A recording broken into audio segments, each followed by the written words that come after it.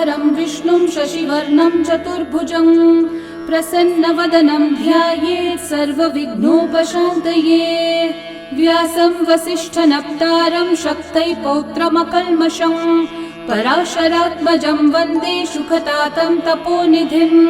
व्यासाय विष्णुरूपाय व्यासरूपाय विष्णवे नमो वै ब्रह्मनिधये वासिष्ठाय नमो नमः। अविकाराय शुद्धाय नित्याय परमात्मने सदैकरूपरूपाय विष्णवे सर्वजिष्णवे यस्य स्मरणमात्रेण जन्म संसारबन्धनात् विमुच्यते नमस्तस्मै विष्णवे प्रभविष्णवे। ॐ नमो विष्णवे प्रभविष्णवे। श्रीवैशम्पायन उवाच श्रुत्वा धर्मान् शेषेण पावनानि च सर्वशः युधिष्ठिरः शान्तनवं पुनरेवाभ्यभाषत। युधिष्ठिर उवाच किमेकं दैवतं लोके किं वाप्येकं परायणं स्तुवन्तः कं कमर्चन्तः प्राप्नुयुर्मानवा शुभम्। को धर्मः सर्वधर्माणां भवतः परमो मतः किं जपन्मुच्यते जन्तुर्जन्म संसारबन्धनात्। श्रीभीष्म उवाच जगत्प्रभुं देवदेवम् अनन्तं पुरुषोत्तमं स्तुवन्नाम सहस्रेण पुरुषस्तततोत्थितः तमेव चार्चयन् नित्यं भक्त्या पुरुषम् अव्ययम् ध्यायन् स्तुवन्नमस्यं च यजमानस्तमेव च।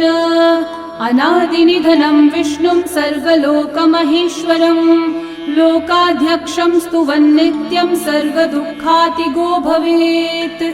ब्रह्मण्यं सर्वधर्मज्ञं लोकानां कीर्तिवर्धनं लोकनाथं महद्भूतं सर्वभूतभवोद्भवम् एष मे सर्वधर्माणां धर्मोऽधिकतमो मतः यद्भक्त्या पुण्डरीकाक्षं स्तवैरर्चैर्नरः सदा। परमं यो महत्तेजः परमं यो महत्तपः परमं यो महद्ब्रह्म परमं यः परायणं पवित्राणां पवित्रं यो मङ्गलानां च मङ्गलं देवतं देवतानां च भूतानां यो व्ययः पिता यतः सर्वाणि भूतानि भवन्त्यादियुगागमे यस्मिंश्च प्रलयं यान्ति पुनरेव युगक्षये तस्य लोकप्रधानस्य जगन्नाथस्य भूपते विष्णोर्नाम सहस्रं मे शृणु पापभयापहम्। यानि नामानि गौणानि विख्यातानि महात्मनः ऋषिभिः परिगीतानि तानि वक्ष्यामि भूतये। ऋषिर्नाम्नां सहस्रस्य वेदव्यासो महामुनिः छन्दोनुष्ठुप् तथा देवो भगवान् देवकीसुतः अमृतांशोद्भवो बीजं शक्तिर्देवकीनन्दनः त्रिसामाहृदयं तस्य शान्त्यर्थे विनियुज्यते। विष्णुं जिष्णुं महाविष्णुं प्रभविष्णुं महेश्वरम् अनेकरूपदैत्यान्तं नमामि पुरुषोत्तमम्। अस्य श्रीविष्णोर्दिव्यसहस्रनामस्तोत्रमहामन्त्रस्य श्रीवेदव्यासो भगवान् ऋषिः अनुष्ठुप् छन्दः श्रीमहाविष्णुः परमात्मा श्रीमन्नारायणो देवता अमृतांशोद्भवो भानुरिति बीजं देवकीनन्दनः सृष्टेति शक्तिः उद्भवक्षोभणो देव इति परमो मन्त्रः शङ्खबृन्नन्दकी चक्रीति कीलकम् शार्ङ्गधन्वा गदाधर इति अस्त्रं रथाङ्गपाणिरक्षोभ्य इति नेत्रम् त्रिसामा सामगः सामेति कवचम् आनन्दं परब्रह्मेति योनिः ऋतुः सुदर्शनः काल इति दिग्बन्धः श्रीविश्वरूप इति ध्यानम् श्रीमहाविष्णुः प्रीत्यर्थे सहस्रनाम जपे विनियोगः।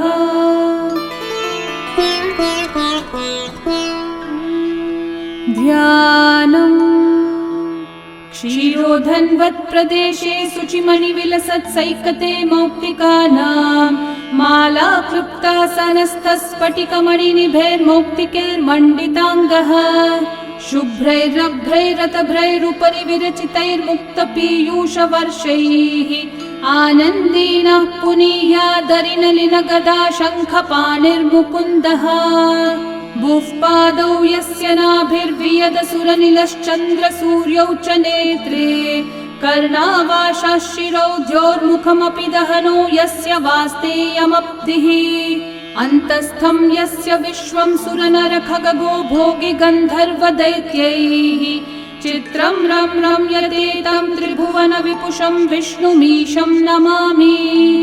ॐ नमो भगवते वासुदेवाय।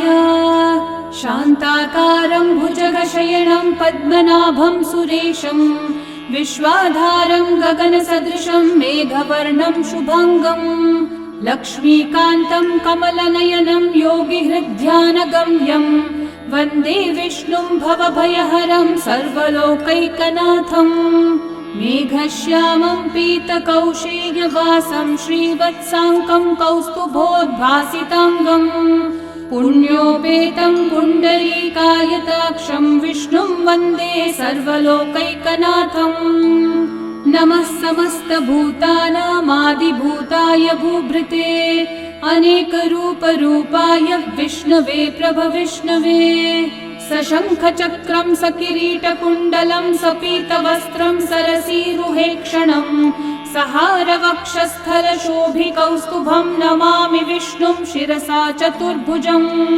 छायायां पारिजातस्य हेमसिंहासनोपरि आसीनमम्बुदश्याममायताक्षम् अलङ्कृतं चन्द्राननं चतुर्बाहुं श्रीवत्साङ्कितवक्षसं रुक्मिणी सत्यभामाभ्यां सहितं कृष्णमाश्रये। ॐ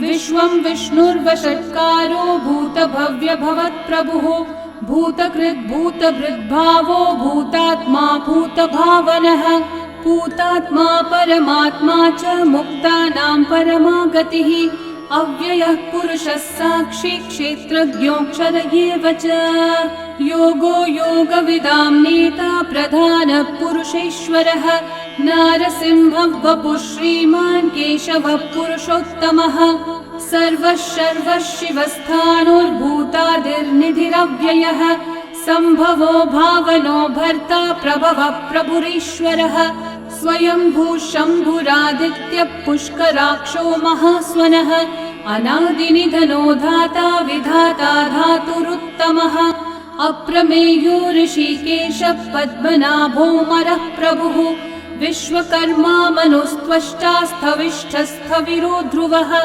अग्राह्यः शाश्वतः कृष्णो लोहिताक्षः प्रतर्दनः प्रभुतस्त्रिककुब्धामः पवित्रं मङ्गलं परम् ईशानः प्राणदः प्राणो ज्येष्ठः श्रेष्ठः प्रजापतिः हिरण्यगर्भो भूगर्भो माधवो मधुसूदनः ईश्वरो विक्रमी धन्वी मेधावी विक्रमक्रमः अनुत्तमो दुराधर्षः कृतज्ञः कृतिरात्मवान् सुरेशः शरणं शर्म विश्वरेतः प्रजाभवः अहः संवत्सरो व्याळः प्रत्ययः सर्वदर्शनः अजः सर्वेश्वरः सिद्धिः सिद्धिः सर्वादिरच्युतः वृषाकपिरमेयात्मा सर्वयोगविनिःसृतः वसुर्वसुमना सत्यः समात्मा संमितः समः अमोघः पुण्डरीकाक्षो वृषकर्मा वृषाकृतिः रुद्रो बहुशिरा बभ्रुर्विश्वयोनिः शुचिश्रवाः अमृतः शाश्वतस्थाणुर्वरारोहो महातपाः सर्वगः सर्वविद्भानुः विश्वक्सेनो जनार्दनः वेदो वेदविदव्यङ्गो वेदाङ्गो वेदवित्कविः लोकाध्यक्षः सुराध्यक्षो धर्माध्यक्षः कृताकृतः चतुरात्मा चतुर्व्यूहश्चतुर्दंष्ट्रश्चतुर्भुजः भ्राजिष्णुर्भोजनं भोक्ता सहिष्णुर्जगदादिजः अनघो विजयो जेता विश्वयोनिः पुनर्वसुः उपेन्द्रो वामनः प्रांशुरमोघः शुचिरूर्चितः अतीन्द्रः संग्रहः सर्गो धृतात्मा नियमो यमः वेद्यो वैद्यः सदा योगी वीरः माधवो मधुः अतीन्द्रियो महामायो महोत्साहो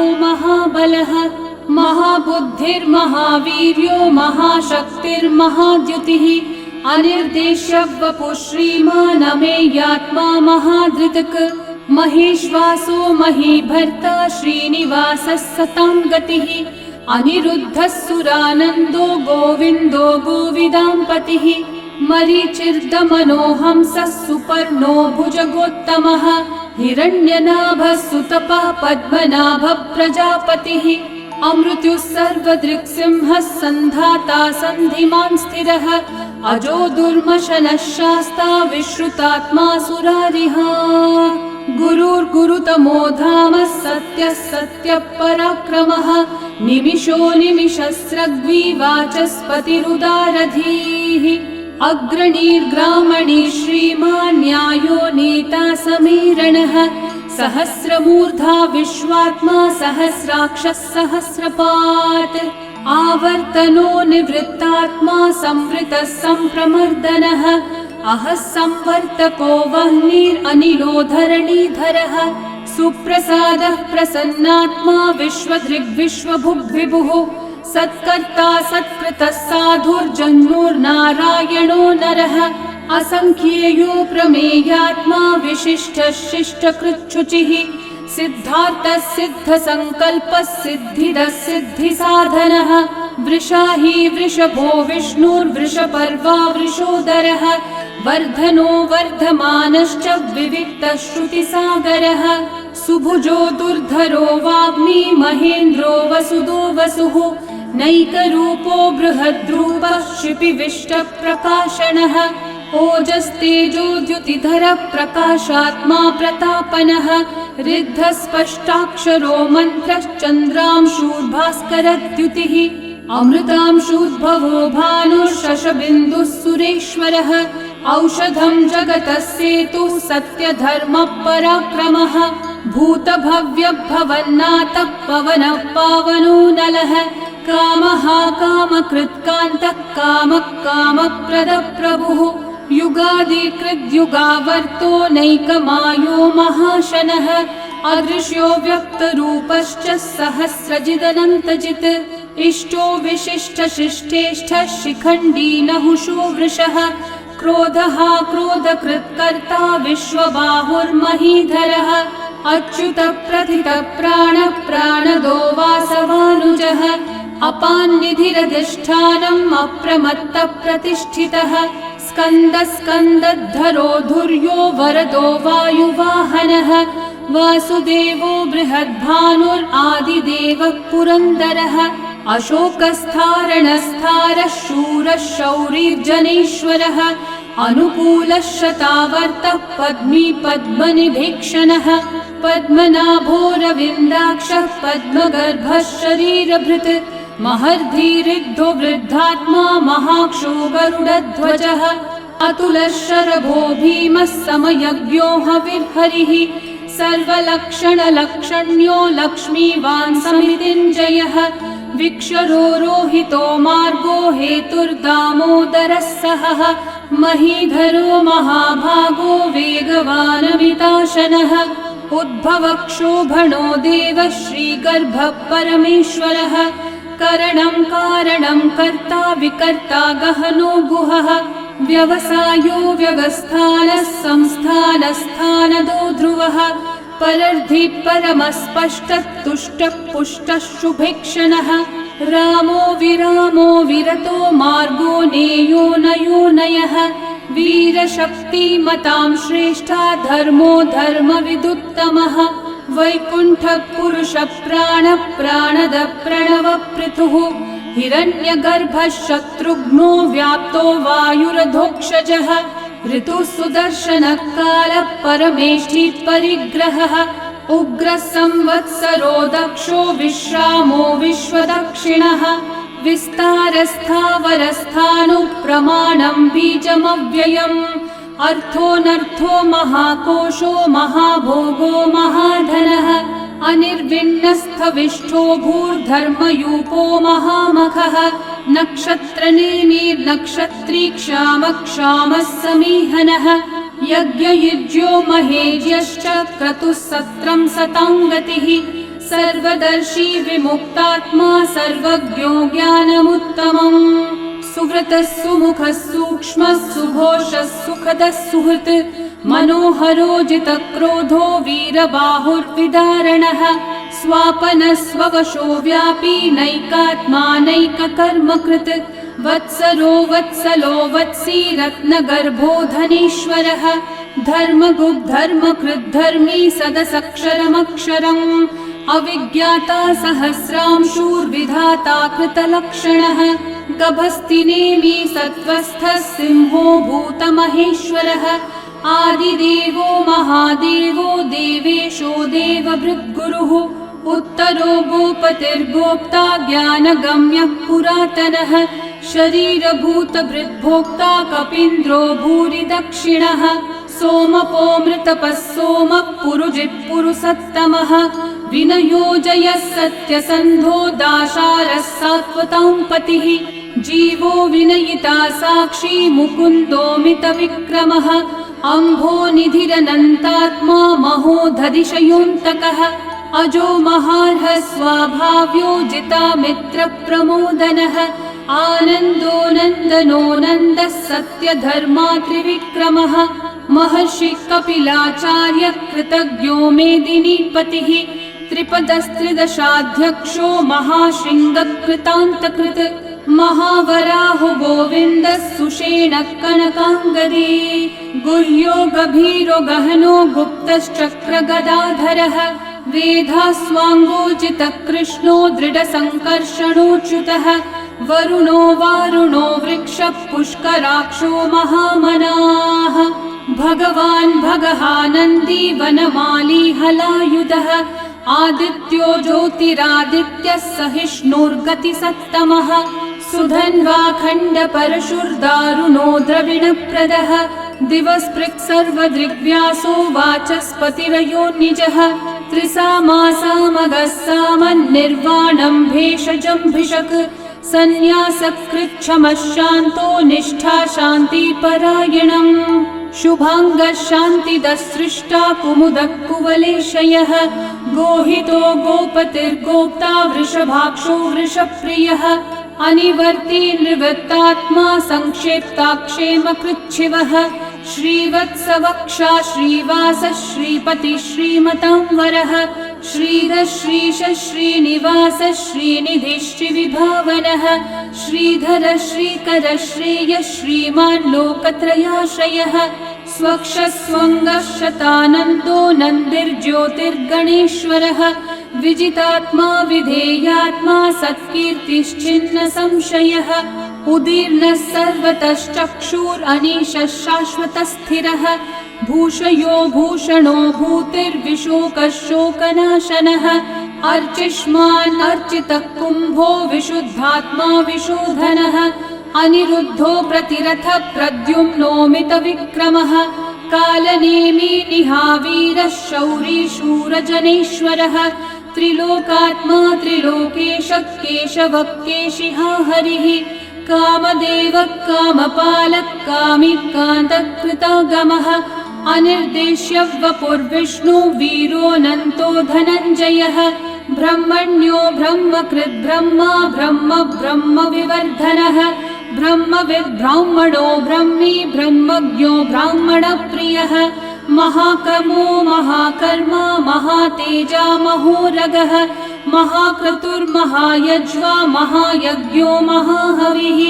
स्तव्यस्तव प्रियस्तोत्रं स्तुतिस्तोतारणप्रियः पूर्णपूरयिता पुण्यकीर्तिरणामयः मनोजवस्तीर्थकरो वसुरेता वसुप्रदः वसुप्रदो वासुदेवो वसुर्वसुमनाहविः सद्गति सत्कृति सत्ता सद्भूति सत्परायणः शूरसेनो यदुश्रेष्ठः सन्निवासः सुयामुनः भूतावासो वासुदेवः सर्वासु निलयो नलः दर्पः दर्पदो दृप्तो दुर्धरोऽथा पराजितः विश्वमूर्तिर्महामूर्तिर्दीप्तमूर्तिरमूर्तिमान् अनेकमूर्तिरव्यक्तः शतमूर्तिशताननः एकोनैकः स वक्कः किं यतत्पदमनुत्तमम् लोकबन्धुर्लोकनाथो माधवो भक्तवत्सलः सुवर्णवर्णो हेमाङ्गो वराङ्गश्चन्दनाङ्गदे वीरः विषमशून्यो घृताशीरशलश्चलः अमानीमानदो मान्यो लोकस्वामी त्रिलोकधृक् सुमेधामेधजो धन्यः सत्यमेधाधराधरः तेजो वृषो द्युतिधरः सर्वशस्त्रभृतांवरः प्रग्रहो निग्रहो व्यग्रो नैकः शृङ्गो गदाग्रजः चतुर्मूर्तिश्चतुर्बाहुश्चतुर्व्यूहश्चतुर्गतिः चतुरात्मा चतुर्भावश्चतुर्वेदविदेकपात् समावर्तो निर्वृत्तात्मा दुर्जयो दुरतिक्रमः दुर्लभो दुर्गमो दुर्गो दुरावासो दुरारिहा शुभाङ्गो लोकसारङ्गः सुतन्तुस्तन्तुवर्धनः इन्द्रकर्मा महाकर्मा कृतकर्मा कृतागमः उद्भवः सुन्दर सुन्दो रत्ननाभः सुलोचनः अर्को वाजस्सनः शृङ्गी जयन्तः सर्वविजयी सुवर्णबिन्दुरक्षोभ्यः सर्ववागीश्वरेश्वरः महाहृदो महागर्तो महाभूतो महानिधिः कुमुदः कुन्दरः कुन्दः पर्जन्यः पावनो निलः अमृताशोऽमृतवपुः सर्वज्ञः सर्वतोमुखः सुलभः सुव्रतः सिद्धः शत्रुजिच्छत्रुतापनः न्यग्रोधोदम्बरोऽश्वत्थश्चाणूरान्ध्रनिषूदनः सहस्रार्चिः सप्तजिह्वा सप्तैधा सप्तवाहनः अमूर्तिरनघोचिन्त्यो भयकृद्भयनाशनः अनुर्बृहत्कृशस्थूलो गुणभृन्निर्गुणो महान् अधृतस्वधृतस्वास्य प्राग्वंशो वंशवर्धनः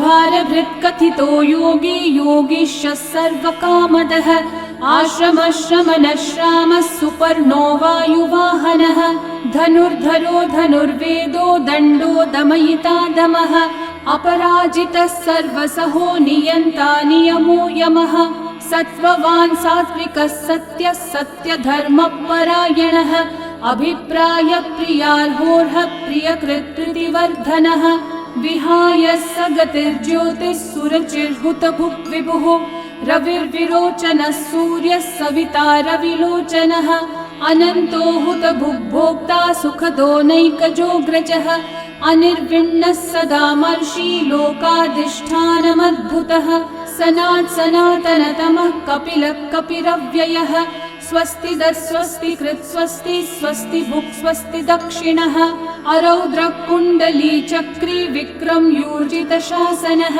शब्दातिगः शब्दसः शिशिरः शर्वरीकरः अक्रूरः पेशलो दक्षो दक्षिणः क्षमिनां वरः विद्वत्तमो वीतभयः पुण्यश्रवणकीर्तनः उत्तारणो दुष्कृतिः पुण्यो दुःस्वप्ननाशनः वीरः रक्षणः सन्तो जीवनः पर्यवस्थितः अनन्तरूपोऽनन्तश्रीर्जितमन्युर्भयापहः चतुर्रश्रो गभीरात्मा विदिशो व्यादिशो दिशः अनादिर्भूर्भुवो लक्ष्मी सुवीरो रुचिराङ्गदः जननो जनजन्मादि भीमो भीमपराक्रमः आधारनिलयो धाता पुष्पहासप्रजागरः ऊर्ध्वगः सत्पथाचारः प्राणदः प्रणवप्पणः प्रमाणं प्राणनिलयं प्राणभृत्प्राणजीवनः तत्त्वं तत्त्वविदेकात्मा जन्म मृत्युजरातिगः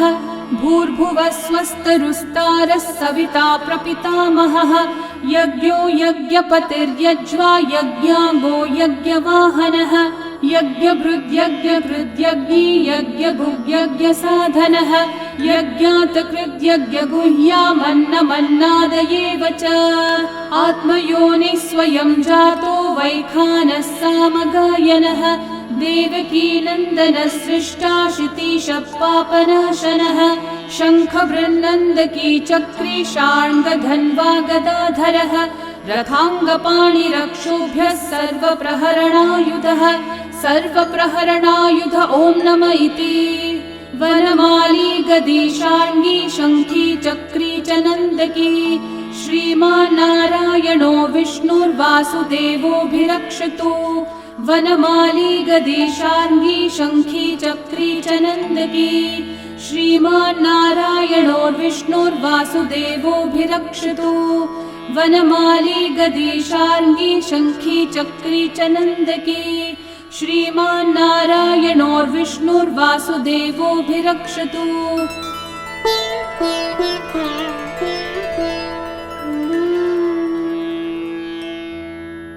इतीदं कीर्तनीयस्य केशवस्य महात्मनः नाम्नां सहस्रं दिव्यानाम् अशेषेण प्रकीर्तितम्। य इदं शृणुयान् नित्यं यश्चापि परिकीर्तयेत् न शुभं प्राप्नुयात् किञ्चित् सोमुत्रेह च मानवः। वेदान्तगो ब्राह्मणः स्यात् क्षत्रियो विजयी भवेत् वैश्यो धनसमृद्धः स्यात् शूद्रः सुखमवाप्नुयात्। धर्मार्थी प्राप्नुयात् धर्मम् अर्थार्थी चार्थमाप्नुयात्।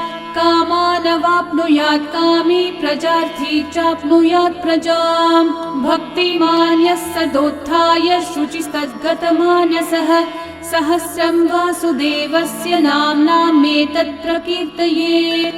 यशः प्राप्नोति विपुलं याति प्राधान्यमेव च अचलां श्रियमाप्नोति श्रेय प्राप्नोत्यनुत्तमम्। न भयं क्वचिदाप्नोति वीर्यं तेजश्च विन्दति। भवत्यरोगो द्युतिमान् बलरूपगुणान्वितः रोगार्तो मुच्यते रोगात् बद्धो मुच्येत बन्धनात्। भयान्मुच्येत भीतस्थो मुच्येतापन्न आपदः। दुर्गान्यतितरत्याशु पुरुषः पुरुषोत्तमम् स्तुवन्नाम सहस्रेण नित्यं भक्ति समन्वितः। वासुदेवाश्रयो मर्त्यो वासुदेवपरायणः सर्वपापविशुद्धात्मा याति ब्रह्म सनातनम्। न वासुदेव भक्तानामशुभं विद्यते क्वचित् जन्म मृत्यु जरा व्याधि भयं नैवोपजायते। इमं स्तवमधीयानः श्रद्धा भक्ति समन्वितः युज्येतात्मसुखः शान्ति श्रीधृति स्मृतिकीर्तिभिः। न क्रोधो न च मात्सर्यं न लोभो नाशुभा मतिः भवन्ति कृतपुण्यानां भक्तानां पुरुषोत्तमे। द्यौस चन्द्रार्कनक्षत्राखं दिशो भूर्महो दधिः वासुदेवस्य वीर्येण विदतानि महात्मनः। ससुरासुरगन्धर्वं स यक्षोरगराक्षसं जगद्वशे वर्ततेदं कृष्णस्य सचराचरम्। इन्द्रियाणि मनोबुद्धिः सत्त्वं तेजो बलं द्युतिः वासुदेवात्मकन्याहुः क्षेत्रं क्षेत्रज्ञ एव च। सर्वागमानामाचार प्रथमं परिकल्पते आचार प्रभवो धर्मो धर्मस्य प्रभुरच्युतः। ऋषयः पितरो देवा महाभूतानि धातवः जङ्गमाजङ्गमं चेदं जगन्नारायणोद्भवम्। योगो ज्ञानं तथा साङ्ख्यं विद्या शिल्पादिकर्म च वेदाः शास्त्राणि विज्ञानम् एतत् सर्वं जनार्दनात्। एको विष्णुर्महद्भूतं पृथक् भूतान्यनेकशः त्रिलोकान् व्याप्य भूतात्मा भुङ्क्ते विश्वभुगव्ययः। इमं स्तवं भगवतो विष्णोर्व्यासेन कीर्तितं पठ्येद्य इच्छेत् पुरुषः श्रेयः प्राप्तुं सुखानि च। विश्वेश्वरमजं देवं जगतः प्रभुमव्ययम् भजन्ति ये पुष्कराक्षं न ते यान्ति पराभवम् न ते यान्ति पराभवम् ॐ नम इति। अर्जुनोवाच पद्मपत्रविशालाक्ष पद्मनाभः सुरोत्तम भक्तानामनुरक्तानां त्राता भव जनार्दन। श्रीभगवानुवाच यो मां नाम सहस्रेण स्तोतुमिच्छति पाण्डव सोऽहमेकेन श्लोकेन स्तुतयेव न संशयः स्तुतयेव न संशय ॐ नम इति। व्यास उवाच वासनाद्वासुदेवस्य वासितं भुवनत्रयं सर्वभूतनिवासोऽसि वासुदेव नमोऽस्तु ते। श्रीवासुदेव नमोऽस्तुत ॐ नम इति। पार्वती उवाच केनोपायेन लघुना विष्णोर्नाम सहस्रकं पठ्यते पण्डितेर्नित्यं श्रोतुमिच्छाम्यहं प्रभो। ईश्वरोवाच श्रीराम राम रामेति रमे रामे मनोरमे सहस्रनाम तत्तुल्यं राम नाम वरानने। श्रीराम राम रामेति रमे रामे मनोरमे सहस्रनाम तत्तुल्यं राम नाम वरानने। श्रीराम राम रामेति रमे रामे मनोरमे सहस्रनाम तत्तुल्यं राम नाम वरानने। श्रीराम नाम वरानन ॐ नम इति। ब्रह्म उवाच नमोऽस्त्वनन्ताय सहस्रमूर्तये सहस्रपादाक्षि शिरोरुबाहवे सहस्रनाम्ने पुरुषाय शाश्वते सहस्रकोटियुगधारिणे नमः। सहस्रकोटियुगधारिण ॐ नम इति। सञ्जय उवाच यत्र योगेश्वर कृष्णो यत्र पार्थो धनुर्धरः तत्र श्रीर्विजयो भूतिर्ध्रुवा नीतिर्मतिर्मम। श्रीभगवानुवाच अनन्याश्चिन्तयन्तो मा ये जनाः पर्युपासते तेषां नित्याभियुक्तानां योगक्षेमं वहाम्यहम्। परित्राणाय साधूनां विनाशाय च दुष्कृतां धर्म संस्थापनार्थाय सम्भवामि युगे युगे। आर्ता विषण्णा शिथिलाश्च भीता घोरेषु च व्याधिषु वर्तमानाः संकीर्त्य नारायण शब्दमात्रं विमुक्तदुःखा सुखिनो भवन्तु। कायेन वाचा मनसैन्द्रियैर्वा बुद्ध्यात्मना वा प्रकृते स्वभावात् करोमि यद्यत् सकलं परस्मै नारायणायेति समर्पयामि। श्रीविष्णु सहस्रनाम स्तोत्रं सम्पूर्णम्।